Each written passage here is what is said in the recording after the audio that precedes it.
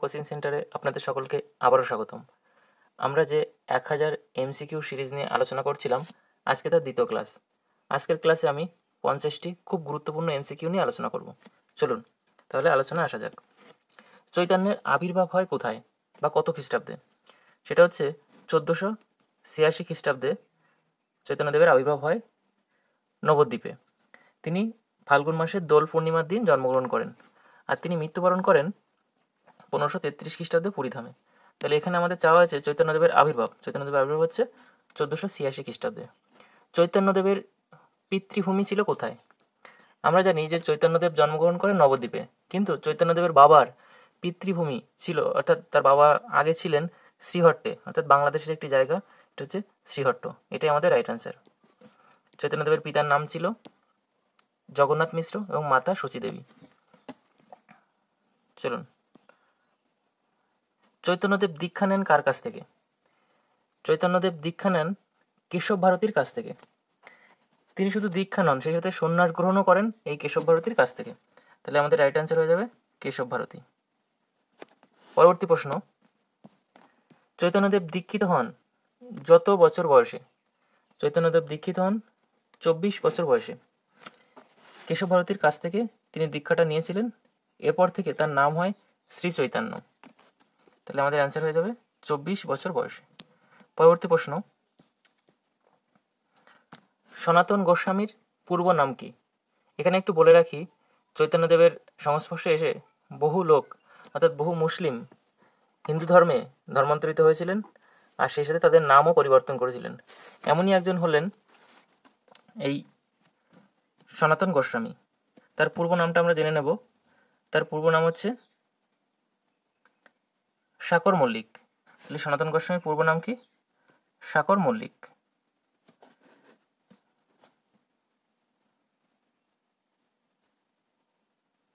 আচ্ছা, এবার আমরা আরেকজনের নাম জেনে নেব, সেটা হচ্ছে রূপ গোস্বামী। এই রূপ গোস্বামী এর পূর্ব নাম কী ছিল? এর পূর্ব নাম ছিল দবির খাস। ইনি ছিলেন, এই দবির খাস ছিলেন সুলতান হুসেন শাহের মন্ত্রী। তাহলে দবির খাস কে ছিলেন? সুলতান হুসেন শাহের মন্ত্রী। এরা কিন্তু পরবর্তীকালে সন্ন্যাসও নেন। তাহলে এরা দুইজন, শাকর মল্লিক এবং দবির খাস, যে রূপ গোস্বামী এবং সনাতন গোস্বামী, এরা কিন্তু পরবর্তীকালে সন্ন্যাস গ্রহণও করেন। আমাদের পরবর্তী প্রশ্ন, বৃন্দাবনের ষড়গোস্বামীদের মধ্যে যিনি কোনো গ্রন্থ লেখেননি। আমরা বৃন্দাবনের ষড়গোস্বামীর নাম, যখন বৈষ্ণবের সাহিত্যের উপর আমি যে বিস্তারিত আলোচনার ভিডিও দিয়েছি, সেখানে কিন্তু আমি ডিটেলসলি বলেছি যে বৈষ্ণবদের যে ষড়গোস্বামী, অর্থাৎ 6 জন গোস্বামীকে, অর্থাৎ বিশিষ্ট বৈষ্ণবদেরকে ষড়গোস্বামী বলা হতো, যে শ্রীরূপ, সনাতন, ভট্ট রঘুনাথ, শ্রীজীব, গোপাল ভট্ট, দাস রঘুনাথ, এই 6 জন ষড়গোস্বামী, এদের কথা আমি বিস্তারিত আলোচনা করেছি সেখানে। তাহলে এদের মধ্যে কে এই কোনো গ্রন্থ লেখেননি? তিনি হলেন রঘুনাথ ভট্ট। ইনি কিন্তু চৈতন্যদেবের প্রথম শিষ্য ছিলেন, তপন মিশ্রের পুত্র। চৈতন্যদেবের প্রথম শিষ্য কে ছিলেন? এই রঘুনাথ ভট্ট, আর ইনি ছিলেন তপন মিশ্রের পুত্র। সমস্ত ষড়গোস্বামীরাই বিভিন্ন গ্রন্থ লিখেছেন, কিন্তু রঘুনাথ ভট্ট কোনো গ্রন্থ লেখেননি। চলে আসি তার পরবর্তী প্রশ্নে। দণ্ড মহোৎসব করেছিলেন কে? 8 নম্বর প্রশ্ন, দণ্ড মহোৎসব করেছিলেন রঘুনাথ দাস। দুজন রঘুনাথ আছে, একজন হচ্ছে দাস রঘুনাথ আর একজন ভট্ট রঘুনাথ। ইনি হলেন রঘুনাথ দাস, মনে রাখতে হবে। ইনি কিন্তু একাধিক গ্রন্থ লিখেছেন, সেটা হচ্ছে বিলাপ কুসুমাঞ্জলি, মুক্তাচরিত, দানকেলি চিন্তামণি, এরকম 3খানা গ্রন্থ তিনি লিখেছিলেন। 3টে গ্রন্থ, একটা হচ্ছে বিলাপ কুসুমাঞ্জলি, মুক্তাচরিত আর দানকেলি চিন্তামণি, এরকম 3খানা গ্রন্থ তিনি লিখেছিলেন। আর দণ্ড মহোৎসব করেছিলেন এই রঘুনাথ দাস। পরবর্তী প্রশ্ন, রঘুনাথ দাসের লেখা কাব্যটি হলো কি? আমি একটু আগে বলে দিলাম তিনি অনেকগুলো গ্রন্থ লিখেছিলেন, তার মধ্যে একটি কাব্য হলো বিলাপ কুসুমাঞ্জলি। তাহলে আমি কিন্তু বলেছি যে বিলাপ কুসুমাঞ্জলি একটি তার উল্লেখযোগ্য গ্রন্থ, এটি হচ্ছে একটি কাব্য। তাহলে রঘুনাথ দাসের কাব্যটি হলো বিলাপ কুসুমাঞ্জলি। পরবর্তী প্রশ্ন, এবার চলে আসি গোপাল ভট্ট সম্পর্কে। তাহলে আমরা সেখানে বলেছিলাম শ্রীরূপ, সনাতন, ভট্ট রঘুনাথ, শ্রীজীব, গোপাল ভট্ট। সেই গোপাল ভট্ট সম্পর্কে আমরা জানব। অ্যাকচুয়ালি গোপাল ভট্টের কোনো গ্রন্থের মধ্যে তার নাম ছিল না, কিন্তু একটি গ্রন্থ ছিল যেটি তার নামে প্রচারিত হয়েছিল। সেই গ্রন্থটি হচ্ছে হরি ভক্তি বিলাস। এখানে বলাই আছে যে গোপাল ভট্টের সঙ্গে কোন রচনার নাম যুক্ত। তিনি কিন্তু কোনো গ্রন্থ রচনা করেননি বা কোনো গ্রন্থে তার নাম পাওয়া যায় না, কিন্তু এই গ্রন্থটি অর্থাৎ হরি ভক্তি বিলাস এই গ্রন্থটি গোপাল ভট্টের নামে প্রচারিত হয়েছিল। তাহলে এটাই আমাদের রাইট অ্যান্সার। পরবর্তী প্রশ্ন, হরিভক্তি বিলাসের দিগদর্শনী, সেই যে গ্রন্থ হরিভক্তি বিলাস, তার দিগদর্শনী টিকাটি কে লেখেন? এই হরিভক্তি বিলাসের একটি টিকা হচ্ছে দিগদর্শনী, সেই টিকাটি কে লেখেন? সেই টিকাটি লেখেন সনাতন গোস্বামী। তাহলে আমাদের রাইট অ্যান্সার হয়ে যাবে সনাতন গোস্বামী। পরবর্তী প্রশ্ন, সনাতন গোস্বামীর লেখা গৌড়ীয় বৈষ্ণব ধর্ম সংক্রান্ত কাব্যটি হলো কি? তাহলে এবার সনাতন গোস্বামী সম্পর্কে আমরা বলি যে সনাতন গোস্বামীর গৌড়ীয় বৈষ্ণব ধর্ম সংক্রান্ত একটি কাব্য, সেটা হচ্ছে বৃহৎ ভাগবতামৃত। এই সে গ্রন্থটি কি বৃহৎ ভাগবতামৃত। এটিকে আবার ভাগবতের সারাংশ বলা হয়। তাহলে প্রশ্ন আসতে পারে যে ভাগবতের সারাংশ কাকে বলা হয়? সেটা হচ্ছে বৃহৎ ভাগবতামৃত এই গ্রন্থটিকে। আবার বেদের শ্রেষ্ঠ অংশ বলা হয় এই গ্রন্থটিকে। তাহলে আমাদের মনে রাখতে হবে এটা। তাহলে বেদের শ্রেষ্ঠ অংশ এবং ভাগবতের সারাংশ বলা হয় এই সনাতন গোস্বামীর বৃহৎ ভাগবতামৃত গ্রন্থটিকে। পরবর্তী প্রশ্ন, শিখরিণী ছন্দে লেখা রূপ গোস্বামীর রচনা। শিখরিণী ছন্দে রূপ গোস্বামী লিখেছিলেন হংসদূত এই রচনাটি। এই হংসদূত একটি রূপ গোস্বামীর লেখা একটি কাব্য, এই হংসদূত। এখানে এই শ্রীকরণী ছন্দে 142টি স্তবক আছে। এই শ্রীকরণী ছন্দে 142টি স্তবক আছে। আচ্ছা, তারপরে কি আছে? এরপরে চলে আসি যে মন্দাক্রান্তা ছন্দে রূপ গোস্বামীর রচনাটি কোনটি? মন্দাক্রান্তা ছন্দে তিনি লেখেন উদ্ভব সন্দেশ, এই গ্রন্থটি তিনি লেখেন। কে লেখেন? ওই রূপ গোস্বামী। রূপ গোস্বামীর প্রচুর গ্রন্থ রয়েছে। উদ্ভব সন্দেশও লেখেন এই রূপ গোস্বামী। কোন ছন্দে? মন্দাক্রান্তা ছন্দে। এখানে এই মন্দাক্রান্তা ছন্দে এখানে শ্লোক সংখ্যা রয়েছে 131টি। 131টি শ্লোক রয়েছে। 131টি শ্লোক রয়েছে এই মন্দাক্রান্তা ছন্দের। কোন গ্রন্থে? উদ্ভব সন্দেশ গ্রন্থে রূপ গোস্বামীর। পরবর্তী প্রশ্ন, চলে আসি রূপ গোস্বামী সম্পর্কে অনেক তথ্য আছে। রূপ গোস্বামীর নাট্যতত্ত্বমূলক রচনা কোনটি? নাট্যতত্ত্বমূলক রচনা এটি হচ্ছে নাটক চন্দ্রিকা।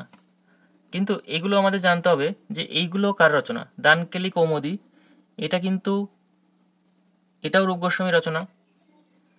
আচ্ছা, উজ্জ্বল নীলমণি এটাও রূপ গোস্বামীর রচনা, কিন্তু এটা হচ্ছে রসতত্ত্ব ও অলঙ্কার শাস্ত্রমূলক রচনা। রসতত্ত্ব ও অলঙ্কার শাস্ত্রমূলক রচনা। আর এটি হচ্ছে দানকেলি কৌমুদী, এটি নাটক জাতীয় রচনা। তাহলে রূপ গোস্বামীর এখানে বলা হচ্ছে নাট্যতত্ত্বমূলক।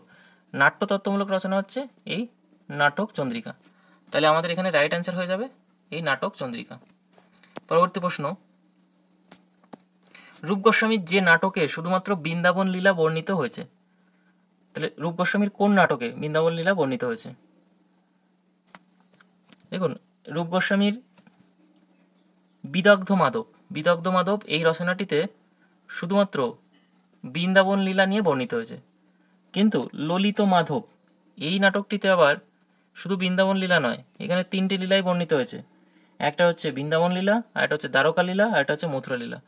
তাহলে ললিত মাধব, রূপ গোস্বামীর ললিত মাধব নাটকটিতে 3টি লীলাই বর্ণিত হয়েছে, কিন্তু বিদগ্ধ মাধব এখানে শুধুমাত্র একটি লীলা বর্ণিত হয়েছে। আর এই উদ্ভব সন্দেশ এটা তো একটি কাব্য, অংশদূত একটি কাব্য, সেটি রূপ গোস্বামীর। তাহলে আমাদের এখানে কিন্তু রাইট অ্যান্সার হয়ে গেল বিদগ্ধ মাধব। পরবর্তী প্রশ্ন, ললিত মাধবে বর্ণিত হয়েছে। হ্যাঁ, আমরা পরেই চলে আসছি ললিত মাধবে কি বর্ণিত হয়েছে, আপনারা অ্যান্সার করুন। সেখানে কিন্তু এই 3টে লীলাই বর্ণিত হয়েছে, বৃন্দাবন লীলা, মথুরা লীলা এবং দ্বারকা লীলা। তাহলে ওপরের সবগুলোই সত্য, এটাই হবে রাইট অ্যান্সার। পরবর্তী প্রশ্ন, ললিত মাধব নাটকটিতে অঙ্ক সংখ্যা কটি? ললিত মাধব নাটকে অঙ্ক সংখ্যা কটি? এই নাটকে রয়েছে 10টি অঙ্ক। পরবর্তী প্রশ্ন, ব্যাকরণ গ্রন্থ হরি নামামৃত ব্যাকরণ এই গ্রন্থটি কে লিখেছেন? এই গ্রন্থটি লিখেছেন জীব গোস্বামী। কে লিখেছেন? জীব গোস্বামী। পরবর্তী প্রশ্ন, কোনটি শ্রীজীব গোস্বামীর লেখা একটি কাব্য নয়? তাহলে শ্রীজীব গোস্বামী যে এখানে 3টে আছে শ্রীজীব গোস্বামীর কাব্য, আর একটি নয়, সেটা কোনটি? সেটি হচ্ছে সংকল্প, কল্পদ্রুম, গোপাল চম্পু, তারপরে মাধব মহোৎসব। এই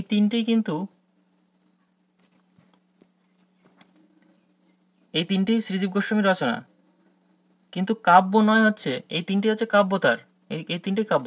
আরেকটি কাব্য রয়েছে, সেটা হচ্ছে গোপাল বিরুদাবলী। তাহলে শ্রীজীব গোস্বামীর কাব্য যদি বলা হয়, সেটা হচ্ছে সংকল্প, কল্পদ্রুম, মাধব মহোৎসব, গোপাল চম্পু, এই তিনটে। আর সেই সাথে আরেকটি বললাম গোপাল বিরুদাবলী। আরেকটি হচ্ছে এই যেটি বলা হচ্ছে সংবাদিনী, এটি হচ্ছে ওনার একটি বৈষ্ণব দর্শনমূলক রচনা। তাহলে এই রচনাটা হচ্ছে বৈষ্ণব দর্শনমূলক রচনা, বৈষ্ণব দর্শনমূলক রচনা। তাহলে এটা কাব্য নয়, তাহলে এটাই আমাদের রাইট অ্যান্সার। তাহলে এখানে আমার রাইট অ্যান্সার এটি। পরবর্তী প্রশ্ন, চৈতন্য জীবনী সাহিত্যের মধ্যে কোনটি আদিতম?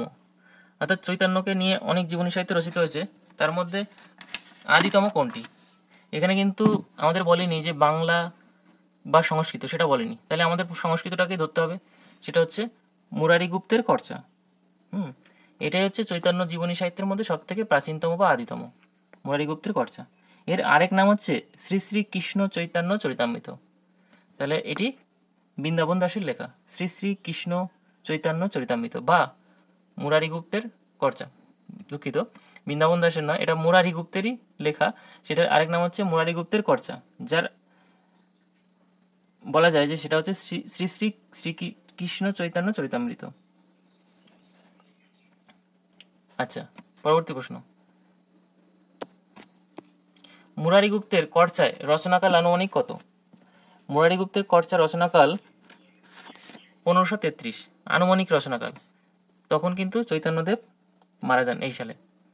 পরবর্তী প্রশ্ন, মুরারি গুপ্তের কর্চায় স্বর্গ সংখ্যা কটি? মুরারি গুপ্তের কর্চায় কিন্তু স্বর্গ রয়েছে 77টি। কটি? 77টি। পরবর্তী প্রশ্ন, মুরারি গুপ্তের কর্চায় মোট শ্লোক আছে কটি? মুরারি গুপ্তের কর্চায় শ্লোক আসে 1850। তাহলে মুরারি গুপ্তের কর্চায় শ্লোক সংখ্যা কটি? 1850। পরবর্তী প্রশ্ন, কবি কর্ণপুর হলেন কে? কবি কর্ণপুর হলেন পরমানন্দ সেন। তাহলে পরমানন্দ সেনের আরেক নাম হচ্ছে কবি কর্ণপুর। তিনি হচ্ছেন শিবানন্দ সেনের পুত্র। পরবর্তী প্রশ্ন, কবি কর্ণপুর রচিত চৈতন্য জীবনী কাব্যটি হলো কি? কবি কর্ণপুর রচিত চৈতন্য জীবনী কাব্যটি হচ্ছে চৈতন্য চরিতামৃত। কবি কর্ণপুর রচিত চৈতন্য জীবনী কাব্য হচ্ছে চৈতন্য চরিতামৃত। এটি রচনা হয়েছিল, মানে সমাপ্তি হয়েছিল 1542 খ্রিস্টাব্দে। 1542 খ্রিস্টাব্দে এটি রচনা সমাপ্ত হয়েছিল। পরবর্তী প্রশ্ন, কবি কর্ণপুর রচিত নাটকটির নাম কি? কবি কর্ণপুর রচিত নাটকটি হচ্ছে চৈতন্য চন্দ্রোদয়। তাহলে প্রশ্ন ঘুরে আসতে পারে, চৈতন্য চন্দ্রোদয় নাটকটি কার লেখা? এটা হচ্ছে কবি কর্ণপুরের। এটিতে রয়েছে 10টি অঙ্ক। 10টি অঙ্ক। পরবর্তী প্রশ্ন, পরমানন্দ সেন বা কবি কর্ণপুরের চৈতন্য চরিতামৃতের স্বর্গ সংখ্যা কটি? তাহলে পরমানন্দ সেন বা চৈতন্য চরিতামৃতে পরমানন্দ সেনের চৈতন্য চরিতামৃতের স্বর্গ সংখ্যা হচ্ছে 20টি। পরবর্তী প্রশ্ন, কবি পরমানন্দ সেন নিজেকে শিশু বলেছেন তার যে কাব্যে? কোন কাব্যে পরমানন্দ সেন নিজেকে শিশু বলেছেন? সেটা হচ্ছে চৈতন্য চরিতামৃত কাব্যে তিনি নিজেকে শিশু বলেছেন। পরবর্তী প্রশ্ন, কবি কর্ণপুর এ রচিত চৈতন্য চন্দ্রোদয় যে নাটকটি, তাতে অঙ্ক সংখ্যা কটি? আমি একটু আগে বলে দিয়েছি, সেখানে কিন্তু 10টি অঙ্কের কথা আমি বলেছি। এটাই আমাদের রাইট অ্যান্সার। পরবর্তী প্রশ্ন, কবি কর্ণপুর রচিত গৌর গণেশ্বর দীপিকার শ্লোক আছে কটি? সেখানে কিন্তু 215টি শ্লোক আছে। তাহলে গৌর গণেশ্বর দীপিকায় কটি শ্লোক আছে? 215টি। গৌর গণেশ্বর দীপিকা কার লেখা? এটা হচ্ছে কবি কর্ণপুরের। পরবর্তী প্রশ্ন, চৈতন্য চন্দ্রামৃতম লিখেছেন কে? চৈতন্য চন্দ্রামৃতম লিখেছেন কিন্তু প্রবোধানন্দ সরস্বতী। এটি চৈতন্য চন্দ্রামৃতম এই গ্রন্থটি একটি স্তবমূলক গ্রন্থ। এই গ্রন্থে চৈতন্য তত্ত্বের বিকাশ দেখানো হয়েছে এই প্রবোধানন্দ সরস্বতীর এই চৈতন্য চন্দ্রামৃতম গ্রন্থে। চৈতন্য চন্দ্রামৃতম কাব্যে বা এই গ্রন্থে শ্লোক সংখ্যা কটি? এই গ্রন্থে শ্লোক সংখ্যা 143টি। পরবর্তী প্রশ্ন, বৈষ্ণব সমাজে পঞ্চতত্ত্বের উদ্ভাবক কে ছিলেন? বৈষ্ণব সমাজে পঞ্চতত্ত্ব, আমরা পঞ্চতত্ত্ব যাকে বলি, এক ধরনের একটা ছবিও আমরা কিনে থাকি বাজার থেকে, যে পঞ্চতত্ত্ব ছবি দাও, এরকম পাঁচজন থাকেন সেখানে, তাদেরকে পঞ্চপরিকর বা 5 জন পরিকরের নাম। একজন চৈতন্যদেব, আমরা তো জানি চৈতন্যদেব, নিত্যানন্দ, অদ্বৈত, গদাধর আর শ্রীবাস, এই 5 জন, এই 5 জনকে বলা হয় পঞ্চপরিকর বা পঞ্চতত্ত্ব। 5 জন, চৈতন্য, নিত্যানন্দ, অদ্বৈত, গদাধর আর শ্রীবাস, এই 5 জন। এবার বলা হচ্ছে বৈষ্ণব সমাজে এই পঞ্চতত্ত্বের উদ্ভাবককে, অর্থাৎ কে এই পঞ্চতত্ত্বকে উদ্ভাবন করেছিলেন? সেটি হচ্ছে স্বরূপ দামোদর। ইনি পঞ্চতত্ত্বের উদ্ভাবক করেছিলেন। এই স্বরূপ দামোদরের আরেকটি নাম আছে, সেটা হচ্ছে পুরুষোত্তম আচার্য। ঠিক আছে। পরবর্তী প্রশ্ন, বাংলায় চৈতন্য জীবনী সাহিত্যের মধ্যে কোনটি আদিতম? এবার আমরা চলে আসলাম বাংলায় চৈতন্য জীবনী, তার মধ্যে কোনটি আদিতম? সেটা হচ্ছে চৈতন্য ভাগবত। এই চৈতন্য ভাগবত লেখা হচ্ছে বৃন্দাবন দাসের, এটা একটু মনে রাখতে হবে। চৈতন্য ভাগবত কার লেখা? বৃন্দাবন দাসের। আমরা জানতে পারি যে বৃন্দাবন দাসের চৈতন্য ভাগবতের নাম আগে ছিল চৈতন্য মঙ্গল, কিন্তু তার মা তার নামটি পরিবর্তন করতে বলেন। আবার জানা যায় যে বৃন্দাবনের মহান্তেরা চৈতন্য ভাগবত আখ্যা দিয়েছিল তার চৈতন্য মঙ্গলকে, সেখান থেকে তার নাম হয়ে যায় চৈতন্য ভাগবত। এরকম একাধিক মত প্রচলিত আছে। তাহলে বাংলায় চৈতন্য জীবনী সাহিত্যের আদিতম গ্রন্থ হচ্ছে চৈতন্য ভাগবত, যেটি লিখেছেন বৃন্দাবন দাস। পরবর্তী প্রশ্ন, চৈতন্য ভাগবতের পূর্ব নাম ছিল চৈতন্য মঙ্গল, যেটা আমি বলেই দিলাম, চৈতন্য মঙ্গল। এই চৈতন্য মঙ্গল গ্রন্থটির ছত্র সংখ্যা কটি? চৈতন্য মঙ্গল গ্রন্থটির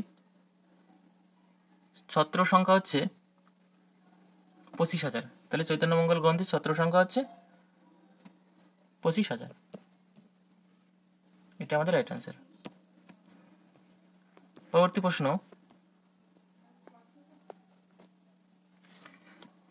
যার চৈতন্য জীবনী কাব্যে গৌর নাগর মতবাদ বর্ণিত, তাহলে এই গৌর নাগর মতবাদ কার চৈতন্য জীবনী কাব্যে বর্ণিত? সেটি হচ্ছে লোচন দাসের চৈতন্য জীবনী কাব্যে বর্ণিত এই গৌর নাগর মতবাদ। পরবর্তী প্রশ্ন, লোচন দাসের চৈতন্য মঙ্গল কাব্যের খণ্ড সংখ্যা কটি? এই লোচন দাসের চৈতন্য মঙ্গল কাব্যে 4টি খণ্ড রয়েছে। সেই খণ্ডগুলি হচ্ছে সূত্র, আদি, মধ্য আর শেষ। তাহলে চৈতন্য মঙ্গল কাব্যের 4টি খণ্ড, সূত্র, আদি, মধ্য আর শেষ। এটি লোচন দাসের কাব্য চৈতন্য মঙ্গল। আরেকজন চৈতন্য মঙ্গল লিখেছিলেন, এটা হচ্ছে জয়ানন্দ, পরে আমরা সেটা জানতে পারবো। লোচন দাসের চৈতন্য মঙ্গল কাব্যের ছত্র সংখ্যা কত? এই কাব্যের ছত্র সংখ্যা 11,000। তাহলে লোচন দাসের চৈতন্য মঙ্গল কাব্যের ছত্র সংখ্যা 11,000। পরবর্তী প্রশ্ন, লোচন দাস ছাড়া আর কোন কবি চৈতন্য মঙ্গল নামে কাব্য লেখেন? তাহলে আমি বলেই দিলাম যে লোচন দাস ছাড়া আরেকজন লেখেন জয়ানন্দ। তাহলে একজন হলেন লোচন দাস, লিখেছে লোচন দাসের চৈতন্য মঙ্গল, জয়ানন্দের চৈতন্য মঙ্গল, আর বৃন্দাবন দাসেরটাও চৈতন্য মঙ্গল ছিল, কিন্তু পরবর্তীকালে তার নাম হয় চৈতন্য ভাগবত। আসলে এই প্রভাবটা এসেছে মঙ্গল কাব্য থেকেই, মধ্যযুগের মঙ্গল কাব্য ধারার প্রভাবটা এখানে আসায় সেটাই হয়েছে চৈতন্য মঙ্গল নামকরণ। পরবর্তী প্রশ্ন, জয়ানন্দের চৈতন্য মঙ্গল কাব্যের কথা প্রথম প্রকাশিত হয় যে পত্রিকায়? জয়ানন্দের চৈতন্য মঙ্গল কাব্যের কথা প্রথম প্রকাশিত হয় কিন্তু সাহিত্য পরিষদ পত্রিকায়। এটা কত সালে? সেটা হচ্ছে 1304 থেকে 5। 1304 থেকে 5 সালে, 1304 থেকে 5 সালে সাহিত্য পরিষদে এই পত্রিকার কথা প্রথম প্রকাশিত হয়, এবং গ্রন্থাকারে কিন্তু প্রকাশিত হয় অনেক পরে। সেটি হচ্ছে 1612 বঙ্গাব্দে, 1612 বঙ্গাব্দে গ্রন্থাকারে প্রকাশিত হয়। পরবর্তী প্রশ্ন, সেই গ্রন্থ প্রকাশের দায়িত্বে ছিল কিন্তু নগেন্দ্রনাথ বসু ও কালিদাস নাথ, এই সম্পাদনার দায়িত্বে ছিল। পরবর্তী প্রশ্ন, জয়ানন্দের কাব্যটি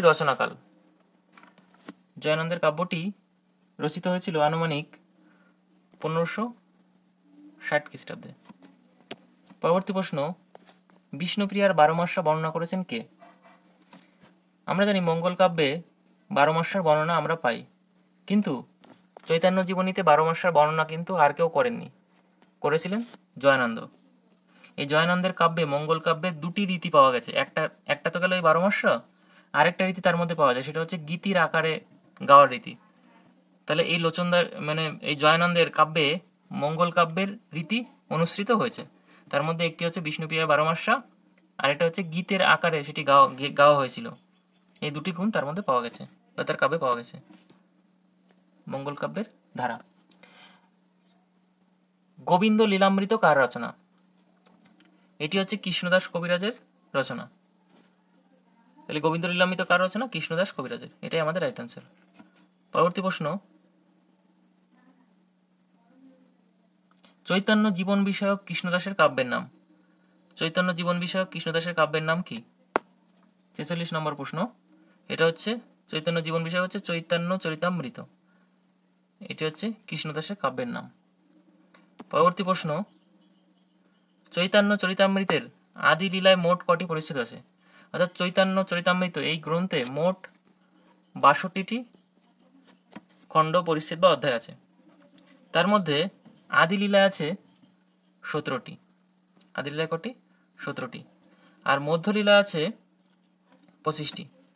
মধ্যলীলা আছে 25টি। আর শেষ লীলায়, অন্তলীলা আছে 20টি। শেষ লীলায় বা অন্তলীলা আছে 20টি। পরবর্তী প্রশ্ন, কৃষ্ণদাস কবিরাজকে কবি ভূপতি বলে বলা হয়েছে কোন রচনায়? তাহলে এই কৃষ্ণদাস কবিরাজকে কবি ভূপতি বলা হয়েছে কোন রচনায়? এটা হচ্ছে মুক্তাচরিত নামক রচনায় কৃষ্ণদাস কবিরাজকে কবি ভূপতি বলা হয়েছে। আমি এর আগেও একবার বলে দিয়েছি মুক্তাচরিত কার রচনা। আপনাদের এটা হোমওয়ার্ক থাকলো, আপনারা কমেন্টে জানাবেন যে মুক্তাচরিত কার রচনা। পরবর্তী প্রশ্ন, গোবিন্দ লীলামৃত কাব্যের শ্লোক সংখ্যা কটি? গোবিন্দ লীলামৃত কাব্যের শ্লোক সংখ্যা হচ্ছে 2488। তাহলে গোবিন্দ লীলামৃত কাব্যের শ্লোক সংখ্যা 2488। আজকের মতো এই পর্যন্ত। দেখা হবে পরবর্তী ভিডিওতে। পরবর্তী ভিডিও দেখার জন্য আমন্ত্রণ রইল। আর আমাদের শিবম কোচিং সেন্টারে আপনাদের সুবিধার জন্য আমি নবম শ্রেণীর প্রায় কমপ্লিট করে ফেলেছি সাহিত্য সঞ্চয়ন বইটি। আর চলছে প্রাচীন ও মধ্যযুগ, প্রত্যেকটি বিষয় ধরে ধরে, সেই চর্যাপদ থেকে শুরু করে ধর্মমঙ্গল পর্যন্ত প্রত্যেকটি বিষয় ধরে ধরে আমি আলোচনা করে দিয়েছি। আপনারা প্লেলিস্টটিকে দেখে নিতে পারেন। আর এর সাথে সাথে নবম শ্রেণীর কমপ্লিট হয়ে গেলে পরীক্ষা নিয়ে দশম শ্রেণীর সাহিত্য সঞ্চয়ন শুরু করব। আর সেই সাথে অনেকে রিকোয়েস্ট করেছেন ব্যাকরণের জন্য, সেটাও আমি চেষ্টা করব করানোর। আর এই 1000 MCQ সিরিজ যেটা চলছে, সেটার জন্য আপনারা অনেকে বলেছিলেন। আমি যেহেতু আদি মধ্যযুগের উপর বিস্তারিত ভিডিও আমি দিয়েছি, তাই যে সাইডটা এগোচ্ছে না সেই সাইডটা নিয়ে বেশি করে এগোনোর চেষ্টা করছি, যার জন্য এই ভিডিওগুলো দিচ্ছিলাম না। তবু অনেকে চাইছেন যেহেতু, সেজন্য অল্প অল্প করে এটাকেও দেওয়ার চেষ্টা করছি। তবে এটা অবশ্যই আপনারা পরে পাবেন, অবশ্যই আমি দেবো সুবিধা মতো, কারণ এগুলো প্র্যাকটিসের বিষয়, তো এখনও ডিটেলসটা আমরা করে উঠতে পারিনি। ডিটেলসটা যখন কভার হয়ে যাবে, প্র্যাকটিসের জন্য আপনারা একাধিক সেট বা এই ধরনের MCQ সিরিজগুলো পাবেন। ধন্যবাদ সকলকে ভিডিওটি দেখার জন্য। ভালো লাগলে লাইক করবেন, আপনাদের মূল্যবান মতামত দেবেন, সেই সাথে নতুন হলে সাবস্ক্রাইব করবেন। ধন্যবাদ সকলকে ভিডিওটি দেখার জন্য।